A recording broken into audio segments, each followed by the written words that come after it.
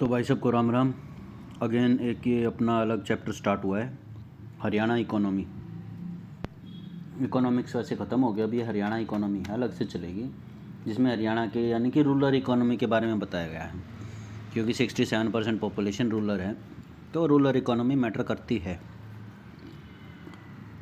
ठीक है, अभी आ जाता है, पहले हम आज इसका इंट्रोडक्शन पढ़ेंगे। बिजनेस इन्वायरमेंट में है क्या क्या, मतलब कि बिजनेस इन्वायरमेंट में इंट्रोडक्शन। अब यार ऐसा पढ़ाऊँगा कि आपको हिंदी में भी समझ में आ जाए और इंग्लिश में तो लिखे रखा है। अब ये इन्वायरमेंट जो है ना, दो तरह का होता है, इंटरनल और एक्सटर्नल। यानी कि जो बिजनेस इन्वायरमेंट है, बिजनेस करने का इन्वायरमेंट दो तरह का होता है, इंटरनल और एक्सटर्नल। ठीक है, इंटरनल इन्वायरमेंट में जो फैक्ट्री के अंदर का इन्वायरमेंट होता है, जैसे लेबर, जैसे पैसा, जैसे मैनेजमेंट, जैसे उनकी पॉलिसीज़ फैक्ट्री की, ये आ जाती हैं। एक्सटर्नल फैक्टर में जो बाहर के, फैक्ट्री से बाहर के एक्सटर्नल फैक्टर हैं, वो आ जाते हैं इसमें, बाहरी फैक्टर यानी कि एक्सटर्नल फैक्टर। ठीक है, अब हम मीनिंग समझ लेते हैं। बिजनेस का मीनिंग क्या है? बिजनेस का मीनिंग है खुद को बिजी रखना। The word business in its literal sense meaning means the state of being busy, यानी कि खुद को बिजी रखना। और associated with activities, business means जो अपनी, और जो ये बिजनेस है ना, ये तो बिजनेस का वर्ड का मीनिंग होगा, लेकिन जो वर्ड बिजनेस है ना, उसका मीनिंग है हमारी मनुष्य की activities which are performed with the objective of earning profit. मनुष्य की कोई भी एक्टिविटी की जाए और जिससे वो मनुष्य लाभ उठा सके, उसको कहते हैं बिजनेस। बेसिकली प्रॉफिट से मतलब है। हो गया ये है मीनिंग ऑफ बिजनेस। ठीक है, अब ये है चेंजिंग कंसेप्ट ऑफ बिजनेस। अब ये है बिजनेस और सोसाइटी, यानी कि हमारा जो बिजनेस करते हैं और सोसाइटी, जिस सोसाइटी में रहते हैं, वो बहुत ही आपस में क्लोजली रिलेटेड है, मतलब आपस में रिलेट करती हैं। बिजनेस सोसाइटी के लिए काम करता है और सोसाइटी बिजनेस के लिए काम करती है, आपस में एक दूसरे के लिए रिलेटेड है। ठीक है, बिजनेस जो है सोसाइटी की बहुत चीज़ों में सहायता करता है। ठीक है, जैसे कि सोशल आउटलुक, क्या चल रहा है सोसाइटी में, वैल्यूज़, जैसे हमारे में वैल्यूज़ है बड़ों की इज्जत करना। कई देश में 18 साल से बाहर निकलते ही बाहर निकाल देते, तो वहाँ पे इतनी इज्जत है नहीं। एटीट्यूड क्या है लोगों का? गांव में बर्तन साफ़ करने के लिए लोग राख यूज़ करते हैं, तो वहाँ पे क्या एटीट्यूड है कि भाई विम बार नहीं करना, हम तो राख यूज़ करेंगे। ठीक है, ये एटीट्यूड हो गया। कस्टम, धोती कुर्ता, ये हो गया कस्टम। वे ऑफ थिंकिंग, उनकी सोच कि नहीं भाई हमें तो ऐसा प्रोडक्ट चाहिए जो कम रुपए में आता हो, ज़्यादा दिन तक चले, और जो बढ़िया दिखने में भी बढ़िया हो, तो वो है वे ऑफ थिंकिंग। हमारी थिंकिंग क्या है रूरल इकोनॉमी में, क्या थिंकिंग है? ये थिंकिंग है जो भी बताइए। ठीक है, अब कंसेप्ट क्या है? पहले कुछ था पुराने टाइम में, अब कुछ और हो गया। ओल्ड कंसेप्ट ऑफ बिजनेस क्या था? प्योरली प्रॉफिट पे बेस्ड था, कि हमें कितना भी प्रॉफिट कमाना है, बस प्रॉफिट कमाना है कैसे भी करके। अब मॉडर्न कंसेप्ट क्या हो गया? मॉडर्न कंसेप्ट ये हो गया कि हमें बिजनेस के साथ साथ, देखो ओल्ड कंसेप्ट क्या था? ओल्ड कंसेप्ट था with goods and service for profit, यानी कि सिर्फ और सिर्फ प्रॉफिट से मतलब था, सोशल रिस्पॉन्सिबिलिटीज़ से कोई मतलब नहीं था, were totally ignored. Social responsibilities, custom, society, employ, सब को इग्नोर किया जाता था। पहले क्या होता था, जो अपना एम्प्लॉय काम करते थे फैक्ट्री में, उनका ज़बरदस्त तरीके से काम लिया जाता था उनसे। ठीक है, फिर अपना सोसाइटी होगी, तो इसमें एम्प्लॉय से ज़बरदस्त तरीके से काम, मतलब उनका एक्सप्लॉयटेशन होता था। मतलब 8 घंटे काम करवाना, 10 घंटे काम करवा लेते थे, 12 घंटे काम करवा लेते थे। उनको कोई राइट्स नहीं थे। उनके राइट्स मतलब भाई छुट्टी होनी चाहिए हफ्ते में एक दिन, ज़्यादा काम नहीं करवाएंगे, जो कहा वही काम करवाएंगे। तो पहले ज़बरदस्त तरीके से था, मतलब पूरा प्रॉफिट मेकिंग काम होता था।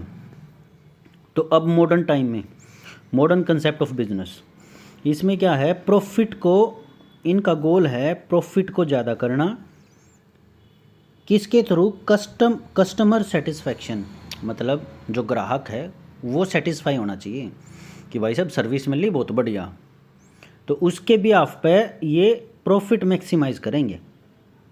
तो ये है मॉडर्न कंसेप्ट। तो दो हो गए, ओल्ड और मॉडर्न, ठीक है। अब हो गया मीनिंग ऑफ बिजनेस इन्वायरमेंट। तो बिजनेस इन्वायरमेंट का मीनिंग क्या है कि जिस इन्वायरमेंट में रह के, यानी कि जिस पर्यावरण में रह के एक फैक्ट्री काम करती है, वो होता है बिजनेस इन्वायरमेंट। मतलब अब ये दो होते हैं, इंटरनल और एक्सटर्नल। अब इंटरनल फैक्टर में आता है अपना, जैसे internal factor with in the control of business, मतलब जो बिजनेस के कंट्रोल में रहे। मतलब अगर कोई राहुल है और वो कोई किसी कंपनी को चला रहा है, तो राहुल डिसाइड करे कि उनको उसका बिजनेस कैसे चलेगा, ना कि कोई और। तो वो होता है इंटरनल फैक्टर। एक्सटर्नल फैक्टर, इसमें राहुल का कोई लेना देना नहीं है, वो बाहर से होगा, सब कुछ होगा जो,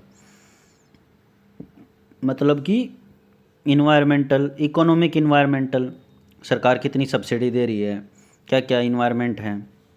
पॉलिटिकल इन्वायरमेंट, बार बार सरकार तो चेंज नहीं हो रही है, क्या क्या पॉलिसीज़ लेके आ रही है गवर्नमेंट। सोशो कल्चरल, टेक्नोलॉजी, अब ये तो नहीं है भाई आज हम कोई मशीन खरीद के लाएँ, 10 साल बाद कोई और टेक्नोलॉजी आ जाए और फिर वो मशीन बेकार हो जाए, तो ख़त्म हो गई वो कॉस्ट। तो यानी कि technology environment. International environment, India के अपने पड़ोसी देशों के साथ कैसे संबंध है, दूसरी कंट्रीज़ के साथ कैसे संबंध है, इंडिया के पाकिस्तान के साथ कैसे संबंध है, चाइना के साथ कैसे हैं, बांग्लादेश के साथ कैसे हैं। तो इससे डिफाइंड होता है, ये इन्वायरमेंट है, बिजनेस इन्वायरमेंट, ठीक है। ये 5-6 हैं बिजनेस इन्वायरमेंट, बस इसी में यही सब लिख रखा है, ठीक। अब देखो, ये जो बिजनेस इन्वायरमेंट को अफेक्ट करते हैं, यानी कि जिसकी वजह से बिजनेस इन्वायरमेंट अफेक्ट होता है, इंटरनल और एक्सटर्नल। अभी हमने क्या पढ़ा, इंटरनल में क्या था, फाइनेंशियल रिसोर्सेज, मतलब भाई साहब कंपनी खोल रहे, कितना पैसा है वो। फिजिकल एंड ह्यूमन रिसोर्सेज, मतलब ज़मीन, मशीन कितनी है, ज़मीन कितनी है, लेबर कितना है, ह्यूमन रिसोर्सेज और physical. Objective of the business, अब वाटर बॉटल का बिजनेस तो खोल लिया, अब उसका ऑब्जेक्टिव पता नहीं क्या है, समझे। तो ऑब्जेक्टिव हर घर तक पहुंचाना, प्लास्टिक को ख़त्म करके और कांच पे लेके जाना, या ऐसा प्लास्टिक जो जल्दी डिग्रेड हो जाए उस पे लेके जाना। ये कुछ हैं, 10 हैं ये, तो ये सब देख लेना एक बारी वीडियो को रोक के। अब इंटरनल फैक्टर ये पढ़ लिए। अब इंटरनल फैक्टर में 5 मेन चीज़ हैं। Number 1 man, material, money, machine और मैनेजमेंट। अब इंटरनल इन्वायरमेंट में ये 5 चीज़ें बहुत ज़रूरी हैं। मैन यानी कि खुद काम करने वाला, मटेरियल जिसके ऊपर आदमी काम करेगा, मनी जिसकी वजह से मटेरियल आएगा, मशीन जिसके ऊपर मैन काम करेगा, मैनेजमेंट इन सब पे काम कैसे कर सकता है मैनेजमेंट की वजह से। तो ये 5 चीज़ें ही ध्यान रखना, ये इंटरनल फैक्टर में बहुत ज़रूरी चीज़ है। 5 M है ये, ईजिली क्वेश्चन आ सकता है इसमें से। 3 दे देगा, बता दे, पूछ लेगा कि इसमें से कौन सी नहीं है या इसमें से है। चलो अब कर लेते हैं एक्सटर्नल फैक्टर। एक्सटर्नल फैक्टर होते हैं जो बिजनेसमैन के अंडर में ना हो, मतलब वो चाह कर भी उसको चेंज ना कर सके, जैसे कि प्रोवाइड अपॉर्चुनिटी और pose threat to the firm. External factor होते हैं जिसकी वजह से एक फर्म को प्रॉब्लम क्रिएट हो। एक्सटर्नल फैक्टर तो वही होते हैं ना, एक्सटर्नल इन्वायरमेंट, जैसे about its surrounding, environment, adaptability to change in the environment. चलो ये छोड़ो। फैक्टर कौन कौन से हैं, economic, socio cultural, government, legal factor demographic factor, आपकी जो फैक्ट्री है वो कहाँ पे है, उसके आसपास में कैसे लोग हैं, कैसी वहाँ पे आसपास में कॉलोनीज़ हैं, घुमंतु जाति के तो लोग नहीं रहते हैं, उनकी मांग अलग होगी, आपकी फैक्ट्री किसी और चीज़ की है।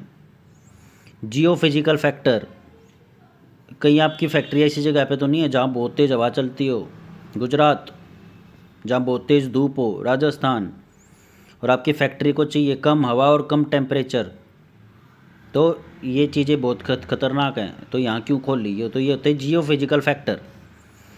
ठीक है, अब जियो फिजिकल फैक्टर में भी, एक्सटर्नल फैक्टर में भी दो फैक्टर होते हैं, माइक्रो और मैक्रो। माइक्रो मतलब जो फैक्ट्री के द्वारा संचालित किए जा सके लेकिन इनडायरेक्टली। मैक्रो मतलब फैक्ट्री का उससे कोई लेना देना नहीं, उसको सरकार आ जाती है, वो मतलब बड़े लेवल पे हो जाता है, काफ़ी ज़्यादा बड़े लेवल पे।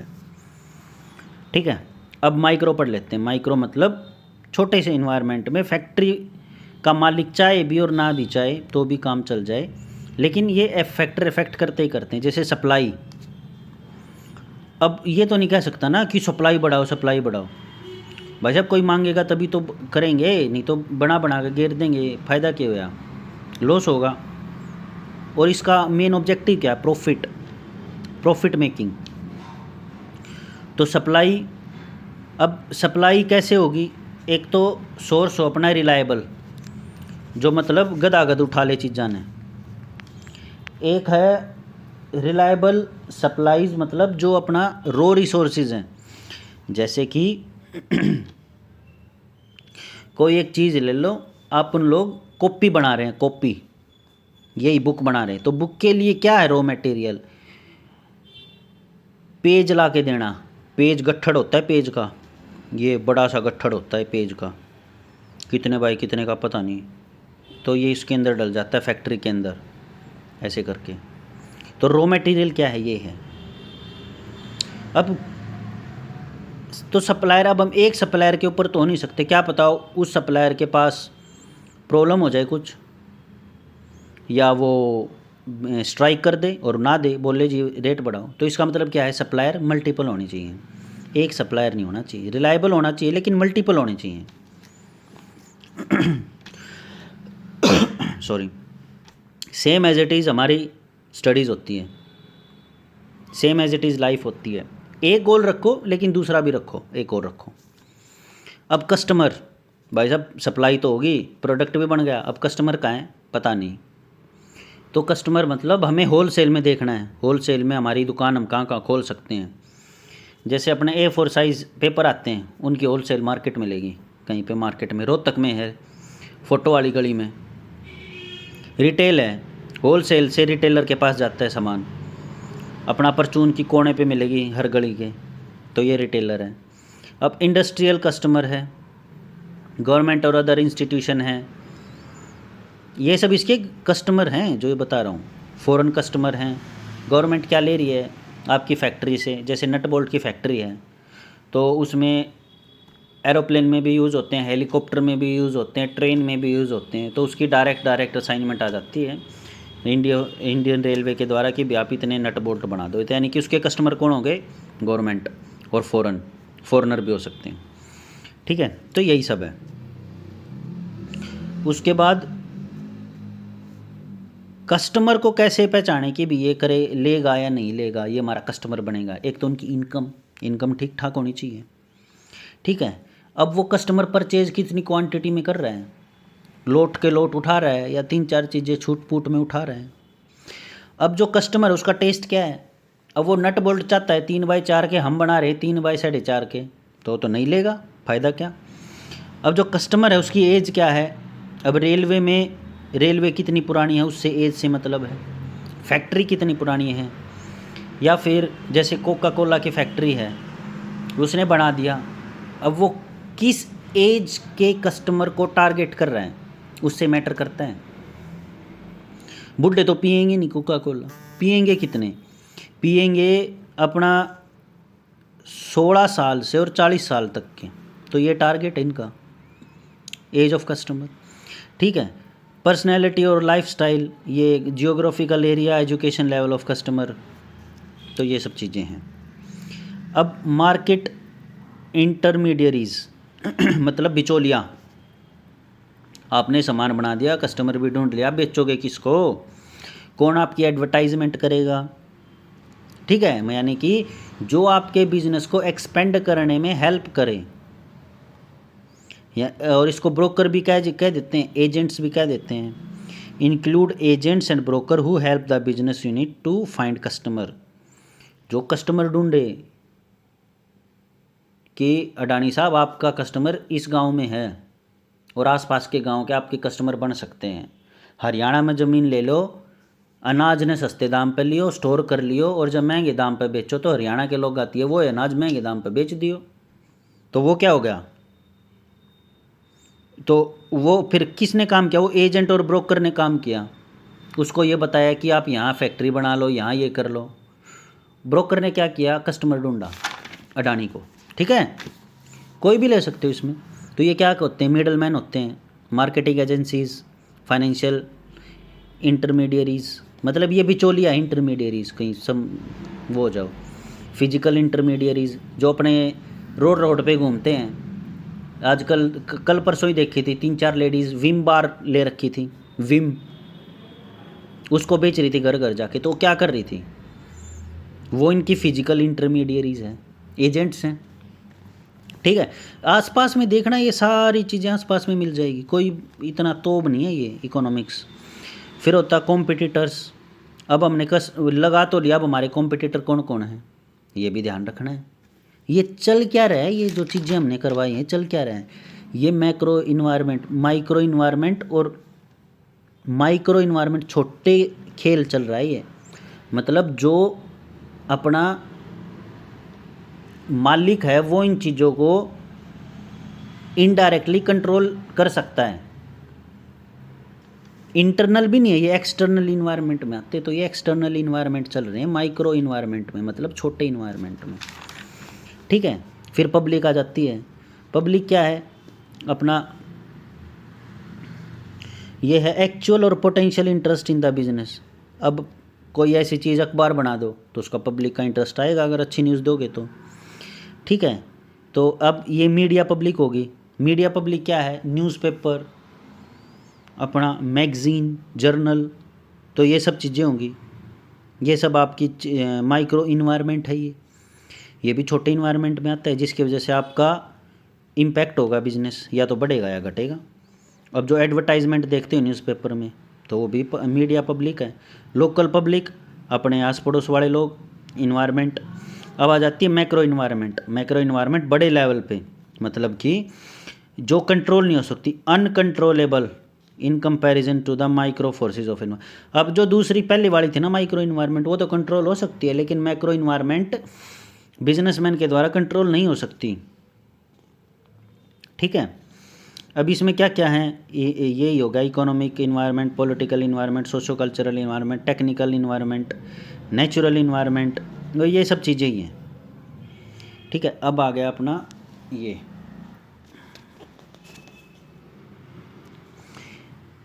सबसे पहले था इकोनॉमिक इन्वायरमेंट। इकोनॉमिक इन्वायरमेंट में इकोनॉमिक कंडीशंस आ जाती हैं, मतलब कि economic condition of A business affects the business को इफेक्ट करती हैं इकोनॉमिक कंडीशन। मतलब क्या लाइफस्टाइल है, क्या क्वालिटी ऑफ लाइफ उसकी, रिच है बंदा, नहीं है, कहाँ रहता है, किस एरिया में रहता है, रूरल में रहता है, अर्बन में रहता है, क्या सप्लाई डिमांड होगी, कितना हम बेचेंगे, कितना वो ख़रीद सकते हैं उन चीज़ों को। तो ये तो इकोनॉमिक कंडीशन, मतलब बेसिकली उसकी कितनी वो है तनख्वाह। इकोनॉमिक पॉलिसीज़, गवर्नमेंट की क्या क्या पॉलिसीज़ हैं आपके उसमें फेवर में। गवर्नमेंट कस्टम ड्यूटी प्रोवाइड करती है। कस्टम ड्यूटी होती है अपना पोर्ट्स के ऊपर लगती है आपका सामान जब बाहर जाता है या अंदर आता है। ड्यूटी फ्री है या नहीं है, ड्यूटीज़। अब कई बार टैक्स हॉलीडे भी होते हैं कि भाई एक हफ्ते के लिए टैक्स हॉलीडे है इन चीज़ों पे। जैसे गवर्नमेंट ने कह दी टॉयज़ पे टैक्स हॉलीडे है। टॉयज़ मतलब खिलौने, स्वदेशी खिलौनों पे टैक्स फ्री है। तो अब स्वदेशी खिलौने पे 1 साल तक टैक्स फ्री है, तो वो क्या है, टैक्स हॉलीडे हो जाएगी फॉर 1 ईयर ऑन छोटे बच्चों के खिलौने। तो ये सब चीज़ें होती है इकोनॉमिक पॉलिसीज़। ठीक है, ये टैक्स रेट्स हो गया, बिजनेस हो गया। अदर इकोनॉमिक फैक्टर क्या है, जैसे कि रोड हो गया, कनेक्टिविटी, अदर इकोनॉमिक फैक्टर। हमारे हमारा बिजनेस है बहुत अप्रोच रोड पे, वहाँ से और कस्टमर तक के लिए क्या फैसिलिटीज़ हैं, रोड है, ट्रेन है, फ्लाइट है, क्या क्या है, तो ये है अदर इकोनॉमिक फैक्टर में।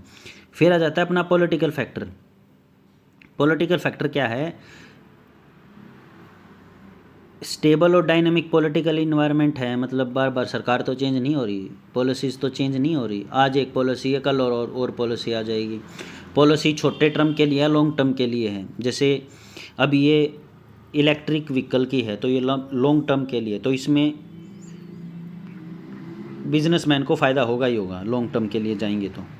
अब गवर्नमेंट की आइडियोलॉजी क्या है, वही बात आ गई। रिलेशन क्या है, नेशन अदर इन सेंटर और स्टेट के बीच में रिलेशन कैसे हैं, क्या अप्रोच रहती है बिजनेस की, क्या एक गवर्नमेंट की आइडियोलॉजी है जो चला रही है गवर्नमेंट, ये है पॉलिटिकल इन्वायरमेंट। सॉरी, यह आ गया अपना socio cultural environment. Socio cultural environment में होता है अपना जो बिजनेस यूनिट की कंट्रोल से बाहर हो जाए, जैसे कि जिस जगह आप टारगेट कर रहे हो कस्टमर को, वहाँ मैरिज कैसी है, एजुकेशन कैसा है, रिलीजन कौन कौन से हैं, पीपल का लोगों का एटीट्यूड कैसा है काम को लेके, फैमिली सिस्टम क्या है, एक फैमिली रहती है या 4-5 फैमिली इकट्ठी रहती है, मतलब चाचा ताऊ इकट्ठे रहते हैं, न्यूक्लियर फैमिली है। वुमेन की कंडीशन कैसी है, वुमेन की कंडीशन से मतलब है कि वुमेन एम्प्लॉयड है या नहीं है, वुमेन एम्प्लॉयड होगी तो उनकी मांग भी बढ़ेगी, बेसिकली ये मतलब है।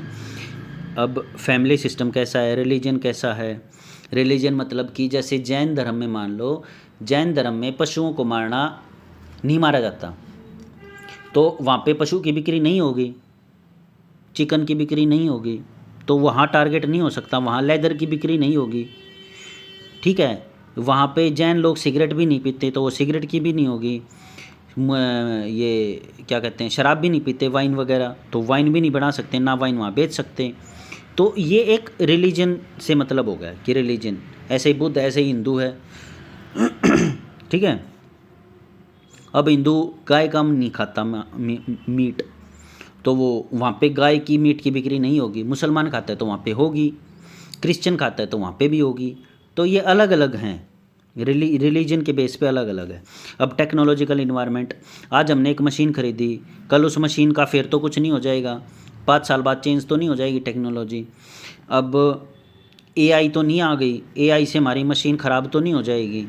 तो ये टेक्नोलॉजिकल इन्वायरमेंट, कितना लंबा हम एक मशीन को चला सकते हैं जिसकी वजह से उसकी कॉस्ट डिक्रीज़ हो गए और हमें प्रॉफिट हो जाए ज़बरदस्त तरीके से।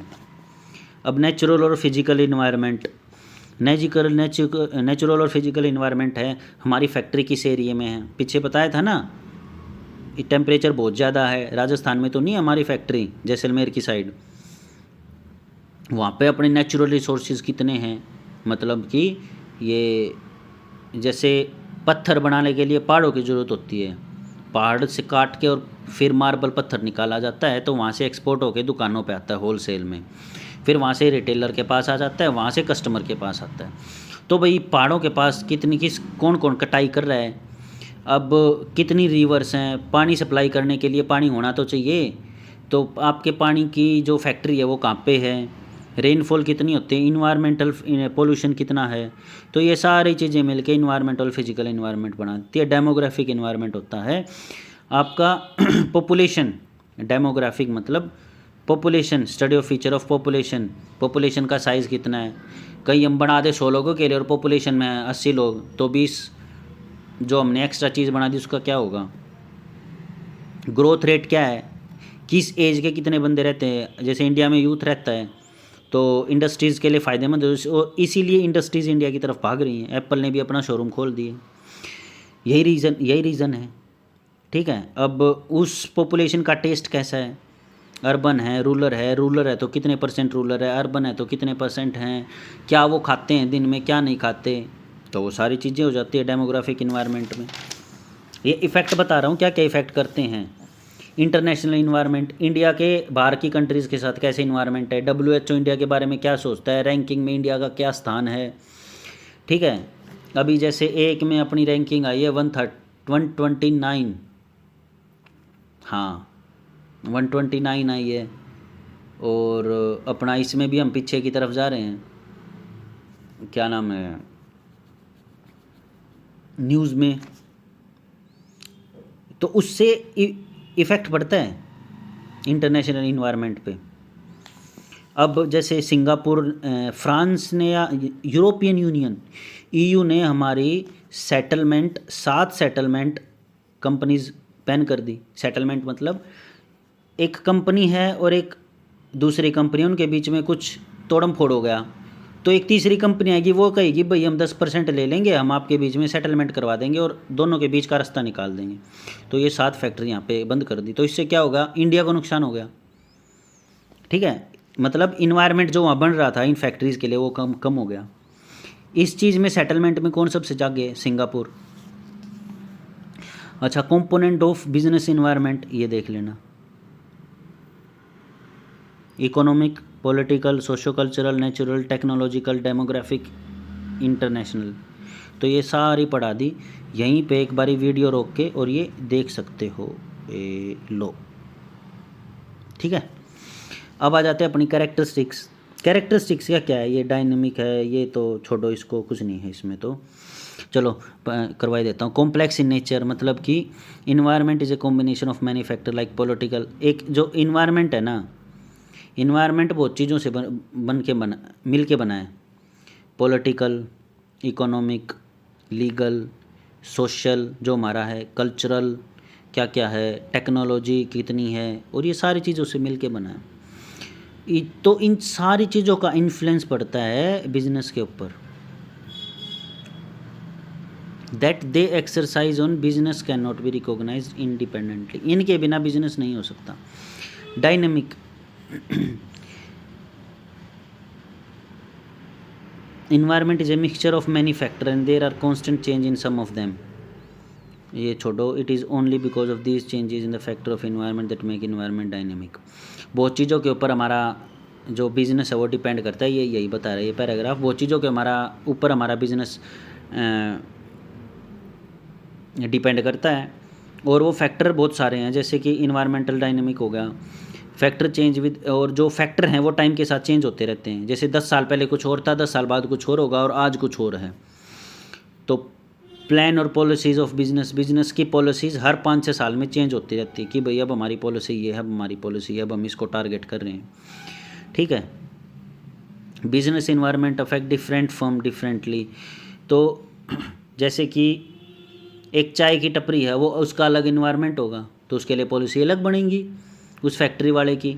एक पानी की, उसके लिए अलग बनेगी। एक गेहूं की दुकान है, उसके लिए अलग इन्वायरमेंट बनेगा, फैक्टर बनेगा। ठीक है, शॉर्ट टर्म होगा या लॉन्ग टर्म होगा बिजनेस इन्वायरमेंट, वो भी डिपेंड करेगा, छोटे अवधि के लिए होगा या बड़ी अवधि के लिए होगा।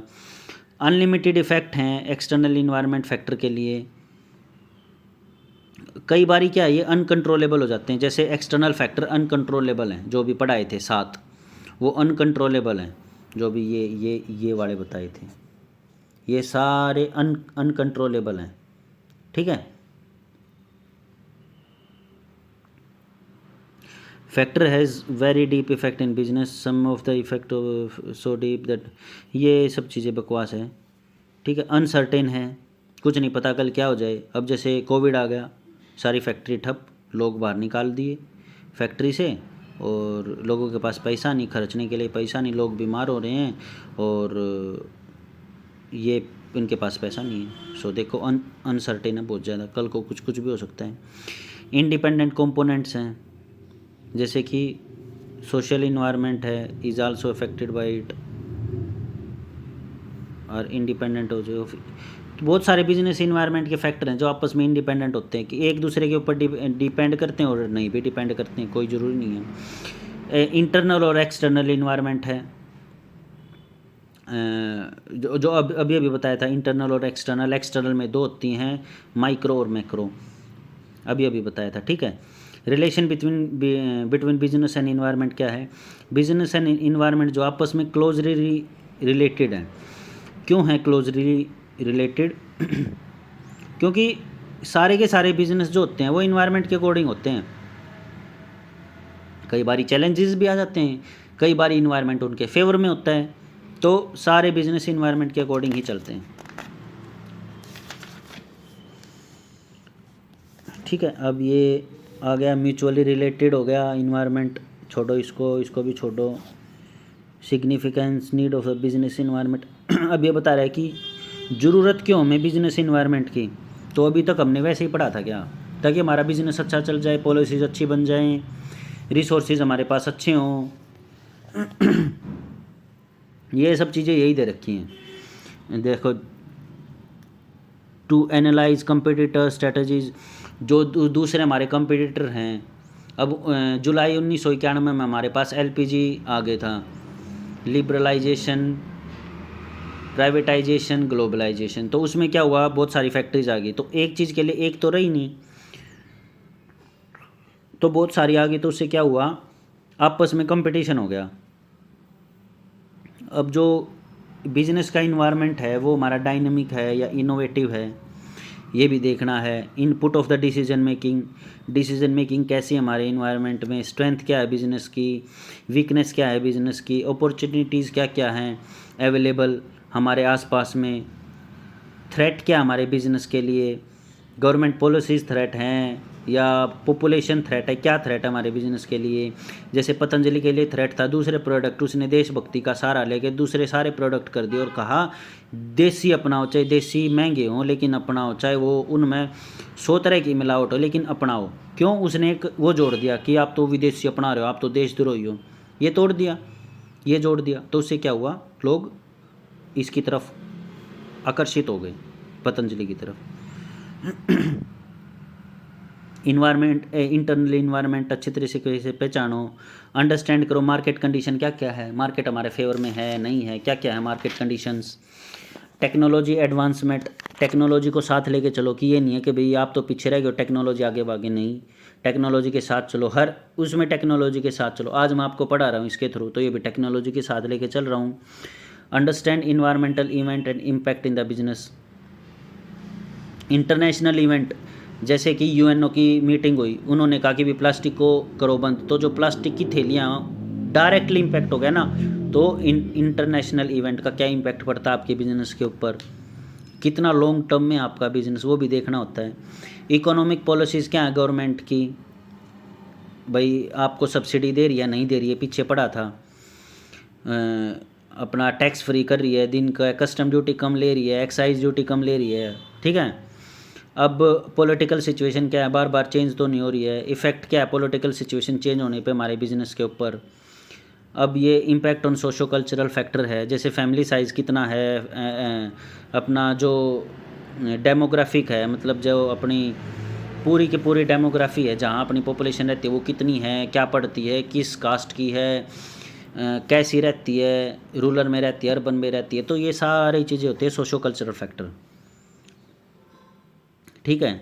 तो ये कंक्लूजन ये है कि सारी चीज़ों को ध्यान में रखते हुए अपनी फैक्ट्री खोलो और अपना प्रॉफिट बढ़ाओ, और लोगों को भी ध्यान में रखो। लोगों को कैसे ध्यान में रखो? तो जो अपना मॉडर्न था ना, मॉडर्न कंसेप्ट ऑफ बिजनेस, इसमें क्या कस्टमर सेटिस्फेक्शन का भी ध्यान रखो और अपना फैक्ट्री चलाओ। So all the very best. और ये अपना फर्स्ट लेक्चर था, सेकंड लेक्चर आएगा अब अगला नेक्स्ट टॉपिक के ऊपर। सो ये इसमें अपना नेचर, कैरेक्टरिस्टिक्स हो गए और 3 चीज़ें हो गई अपनी इसमें, ठीक है। So all the very best, और अपना पेपर दो, और इसमें कोई प्रॉब्लम हो तो बताना, I will clarify all the problems. चलो, all the very best, thank you, sign of.